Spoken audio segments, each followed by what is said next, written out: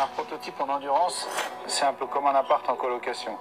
On cherche le compromis qui arrange tout le monde. Mais il y a un élément sur mesure pour chaque pilote, c'est le baquet.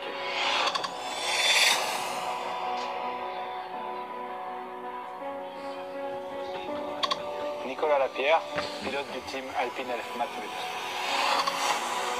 L'état d'esprit quand on vient mouler le baquet, c'est assez décontracté, je dirais. C'est un moment un peu privilégié qu'on peut partager avec l'équipe sans le stress de la course. C'est important d'avoir un baquet moulé pour être à l'aise, bien ressentir ce que la voiture va faire. Parfois, on peut passer jusqu'à plus de 3 heures dans la voiture, dans des conditions qui peuvent être difficiles. Ensuite, en termes de sécurité, c'est aussi important d'être bien installé, bien cinglé, d'être bien tenu dans la voiture. Ça nous permet aussi de faire moins d'erreurs, d'être bien concentré uniquement sur le pilotage. On part d'un baquet standard et ensuite le pilote va s'installer dans la voiture. On va regarder les endroits où il manque de la matière et on va injecter de la mousse expansible qui va venir épouser vraiment la forme du pilote.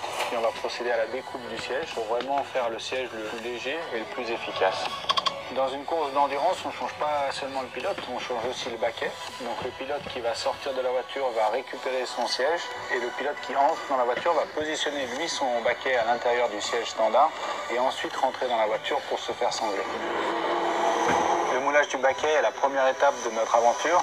On prend place dans notre véhicule et on espère que c'est celui qui nous emmènera vers des victoires en WEC et aux 24 heures du Mans.